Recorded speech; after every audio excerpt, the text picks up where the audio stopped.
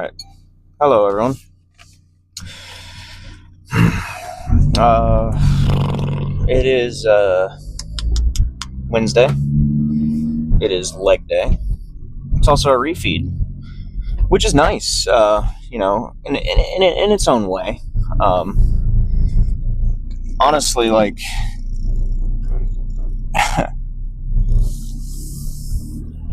I'm not 100% sure how I feel about them. I mean, it's nice to eat. Don't get me wrong, but the amount of lethargy and tiredness that digesting a bunch of carbs has on your body is not great. Because I got a lot of sleep last night. I felt pretty good this morning, but after stuffing 230 grams of carbs into my body, all I want to do right now is take a nap. But that's not an option. No, sir. So, we're on our way to the gym. Plan today is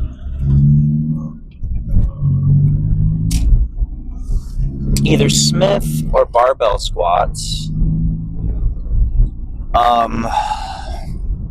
I don't know. We're just going to see how we feel.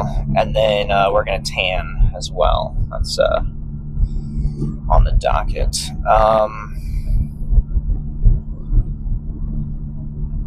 Yeah. Well, that depends on which gym I go to. Because technically today, I think I'm supposed to be warming up with sled pulls. No, I don't think I am. So, I think today's warm-up is lunges. Today's warm-up is lunges. So I don't need to go to the other gym. So yeah, I guess I will be tanning today after all. Now, the question of barbell versus Smith squatting, we'll see how I feel when we get there. Chances are the Smith is going to be occupied, so that's going to solve that problem for me, or answer that question for me. But we'll see. On the topic of refeed, though, I do have some interesting observations or notions that I kind of want to address here. The way my coach has it laid out, right, is that I've been over this, but my normal days, like my lifting days, macros are 2,200 calories, blah, blah, blah, blah. My rest days, it's 1,800, and then my refeed days, it's 2,700 or 2,800, give or take. I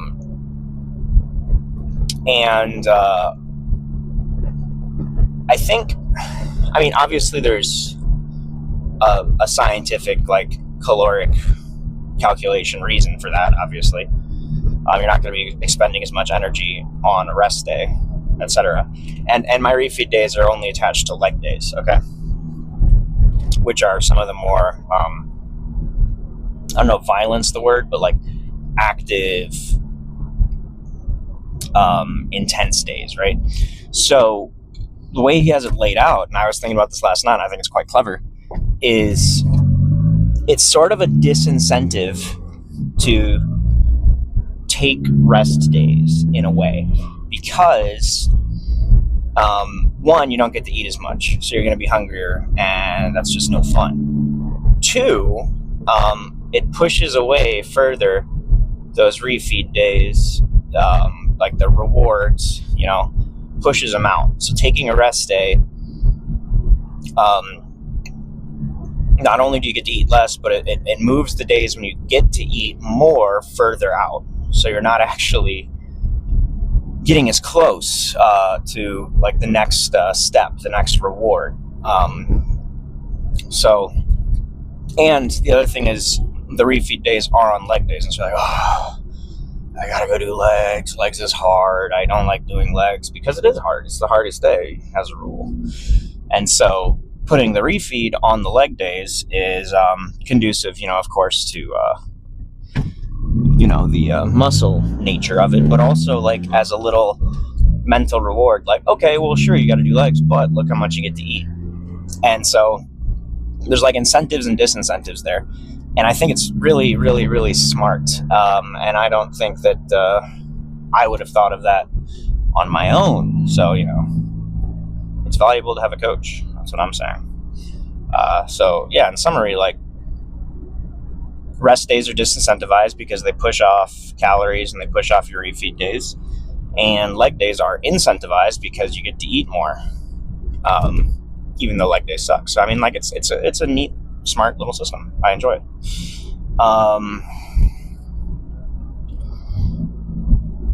Yeah, so anyway, on our way to the gym, that was really the only like main point that I wanted to bring up today. I thought of it last night and I thought it was just kind of clever, intelligent, interesting, diverting, etc. Body weight, we are below 182. I was 181.6 this morning, and you can really see it. I'm starting to get real hollow, like underneath my ribs here, like next to the abdominals, so those are kind of popping a bit. Obviously my face is just, there's nothing there. I still have a little bit of fat in the cheeks, of course. I don't know how lean we're gonna get. I don't know if that's gonna go away on this prep, but I already have like a significantly reduced countenance, if you will.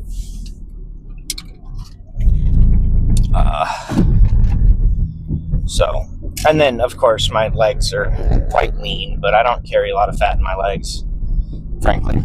My arms, there's not much left to lose there. The only fat we're really trimming at this point is going to be coming off of my what's left in my tummy, my butt, and my face, really, at this point. That's the only places where I'm still carrying any significant deposits of fat, insofar as I have much left on my body at all.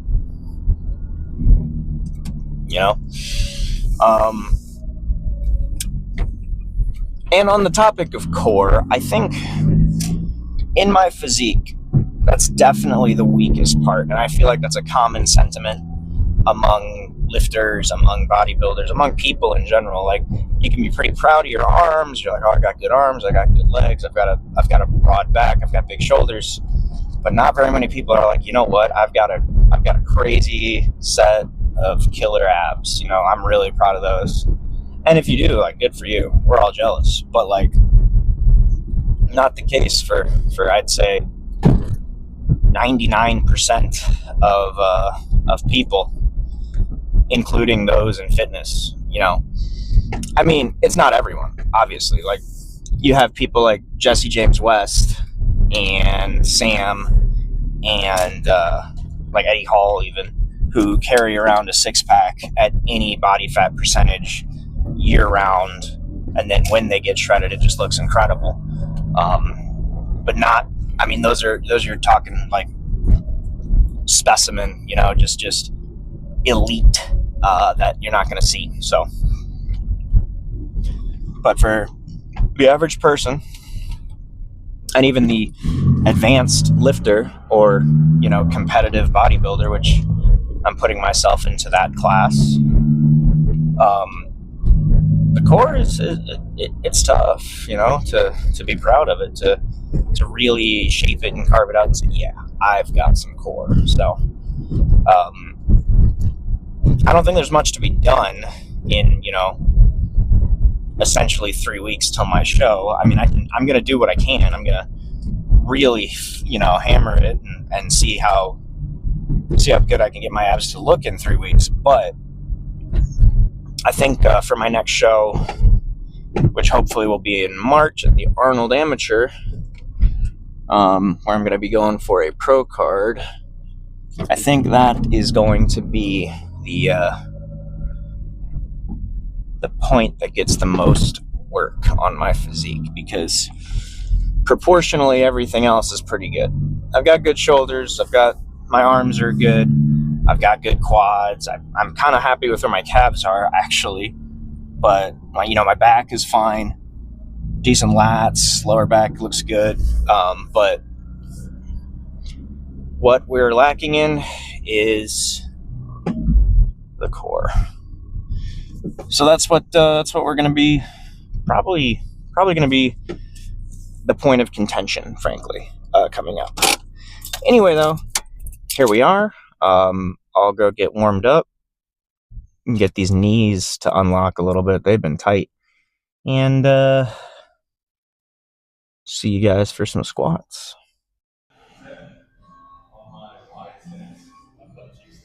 That's crazy. All right. Barbell squats. We got 275 on the bar because I did a feeler rep of 315. And it was a veto, executive decision there. So I got 275, which should be a breeze. Just hammer it out for 8 and move on.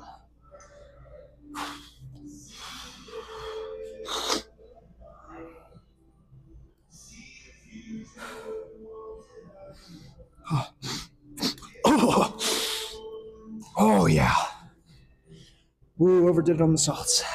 Overdid it.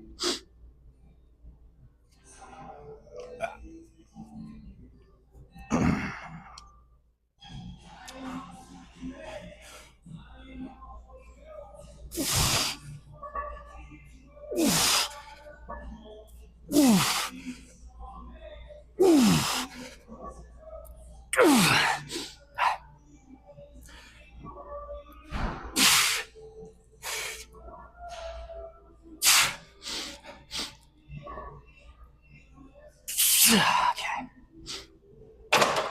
Oh. I'll take a minute here. Bro, it was looking great until the last one. It was like halfway through the last I just kind of push through, and I'm paying the price now. It was like adrenaline or whatever. Ooh, I haven't been this close to blacking out in a long time. For reference, like, I used to be doing this, like sets of 8 with like 455 on the bar. And it's such a massive slight to my ego to be, I wouldn't say struggling, but to like be humbled by almost half that weight. So that's cutting, man. Hit one more of those. All right, we are unfortunately acquiring a lower back pump, which will not be fantastic for the RDLs that come right after this. But hey, whatever. That first set was good, and I just flew through them because if I took any longer than I did, it would have gotten really hard. And I think that's going to be the strat here too. Just go for a good re-rack and find something to lean on real quick. So here we go.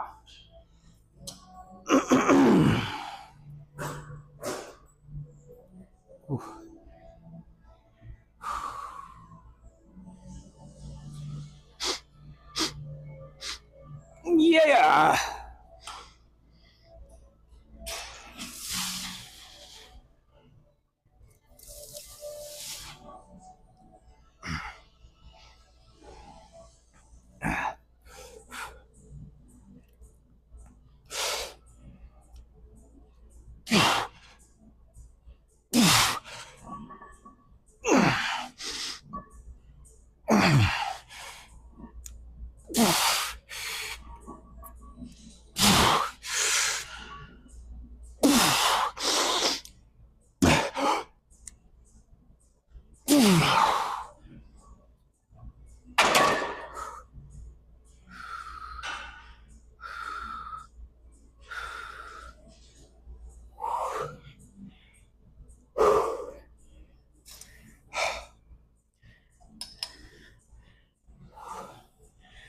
Okay.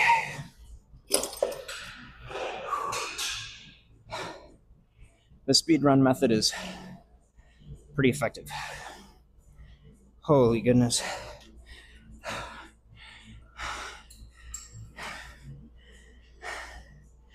I shouldn't be this gassed from 275. Like, I should. Whatever. Nature of the game.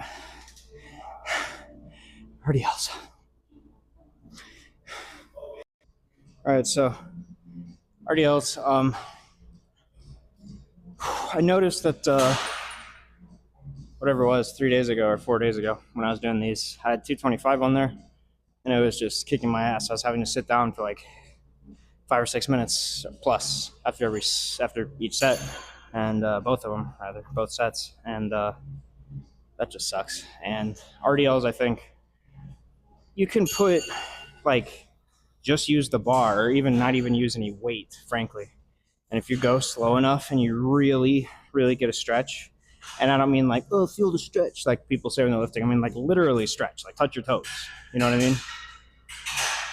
That's gonna get you some pretty good activation, pretty good soreness. Like, so I got 185 on here, and I'm just gonna really try to just stretch that hamstring out, stretch that lower glute, you know? So 185, 2 sets of 12. Run it up. Actually, the sorest I've ever been from RDLs in my life. I was doing 135, and I was just going low and holding it there at my ankles. So, you know, you don't need absolutely heavy weight to get a good workout. I'm just telling myself that because I can't do absolutely heavy weight, but it's probably also true.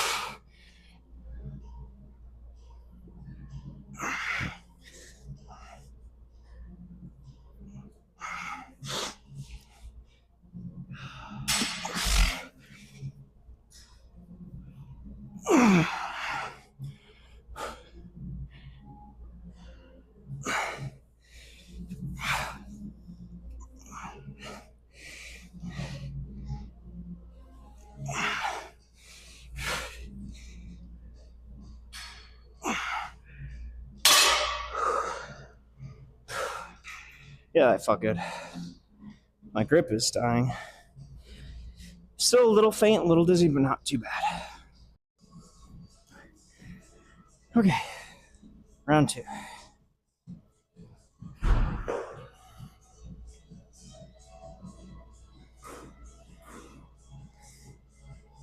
Oh, lower back is dying. Whatever.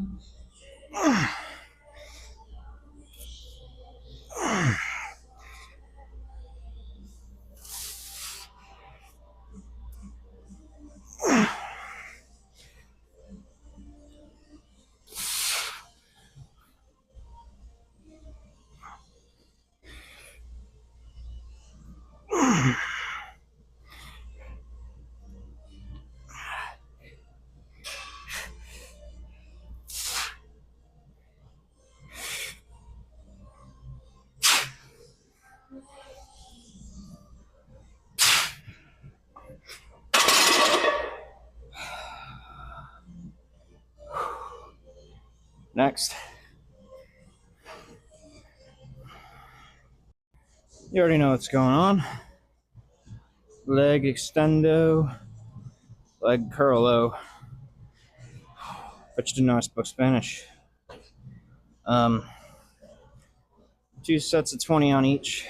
I have 240 on this stack. I wanted to do 220, but I don't think my ego is going to let me. I've already sacrificed enough weight today. So,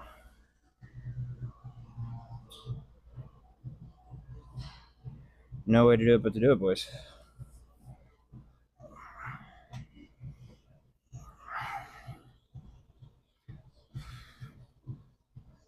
Oh. 1, 2, and 3.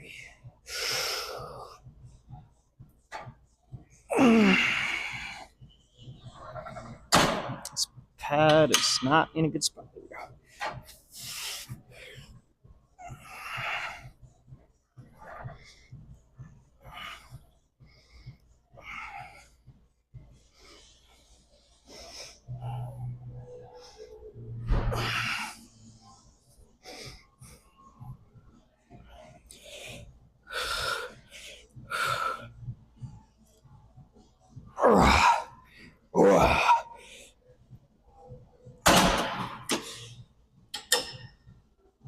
Oh, yeah.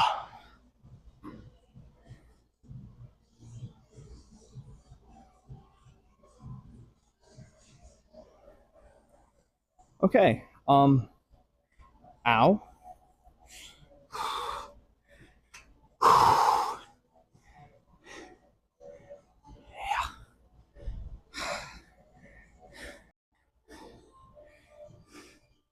Okay, just recording.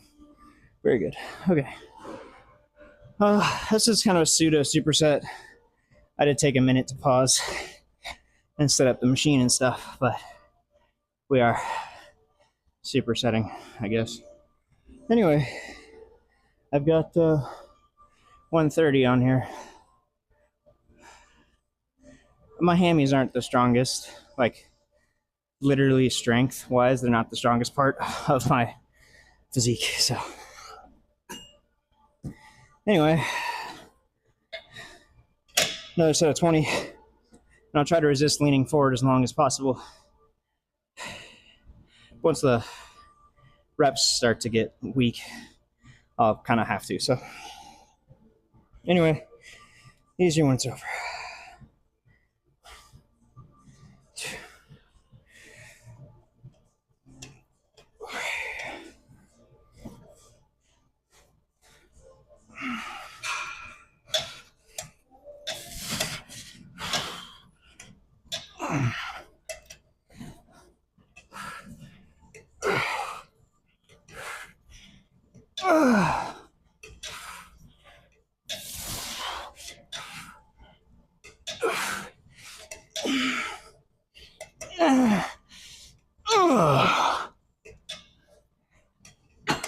Okay, so honestly, besides the outrageous burn, that wasn't so bad. Maybe I could have done a bit more weight. I think I was probably supposed to be doing 140. But hey, let's finish out those leg extensions. Oh.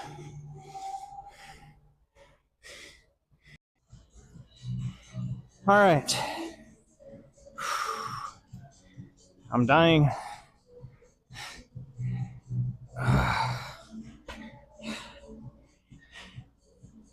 I'm dying. Let's get it done. I might throw up. Fuck it, you know? Pardon my language. That's the nature of the game. You gotta pay to play. You might throw up, you might die.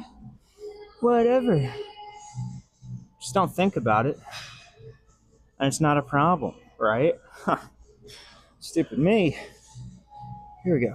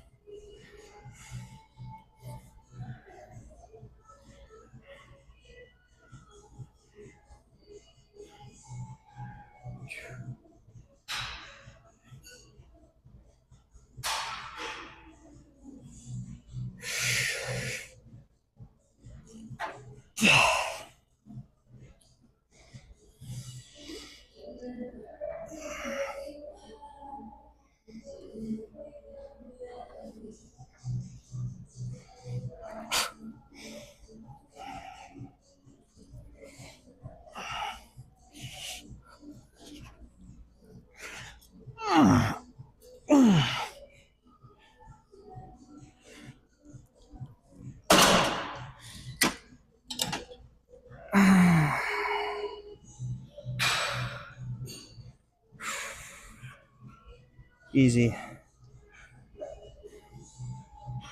Easy. Oh, shoot. All right.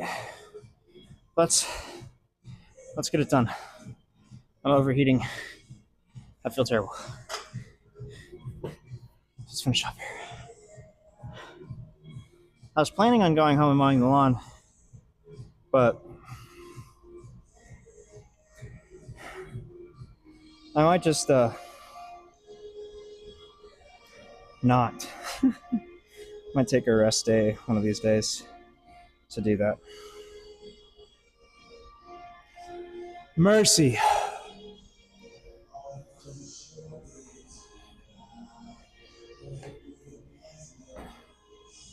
This is the part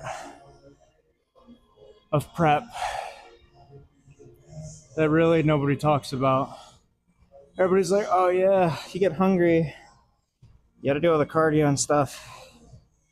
They don't talk about how so crushingly difficult it is to fight against your body's natural survival instinct and keep pressing and keep lifting and keep pushing. And all you want to do is curl up and die. This is the hardest part of prep. It's not the food. It's not the cardio. It's this. It's the freaking training. Anyway.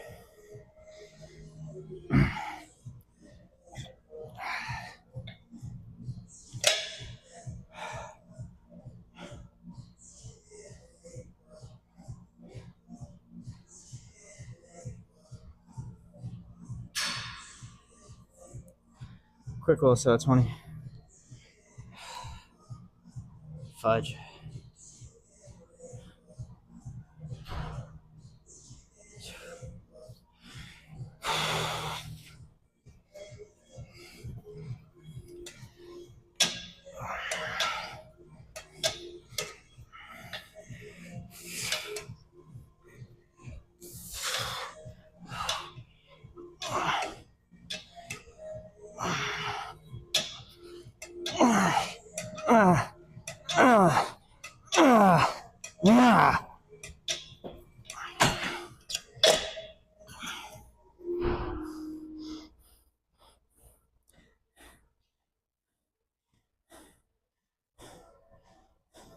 Sweet Moses.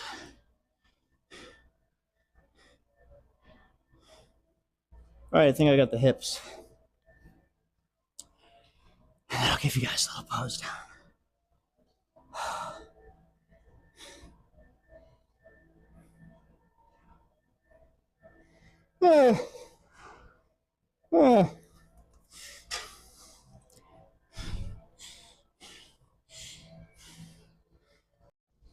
All right, time for some meathead activities. Pose down in the middle of the gym. Pretty decent leg pump today, though. Let's fix this goddamn exposure. What do we got? No, I don't like that. How about you? That'll work. A little overexposed, but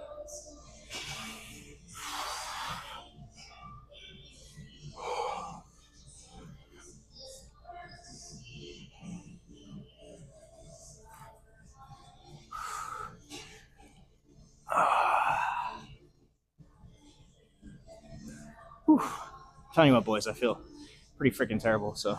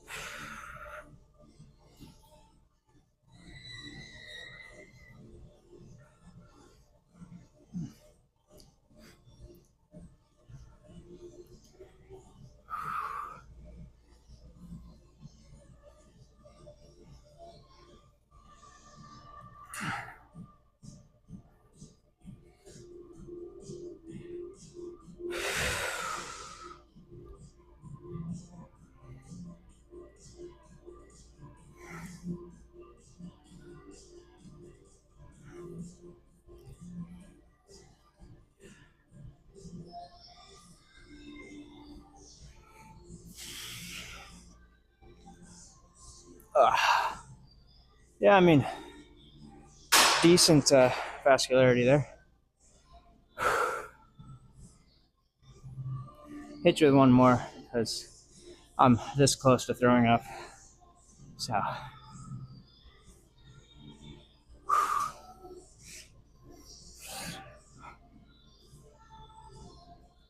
Okay. All right. Anyway, we'll see what happens tomorrow. Oh, might be a leg day, or not a leg day. Might be a back. Might be a rest day. If it's a rest day, I can get a lot of work done. I need to do some work. I need to mow the lawn, clean my garage, a whole bunch of stuff, meal prep. So we'll see. But I will see you guys around. Peace.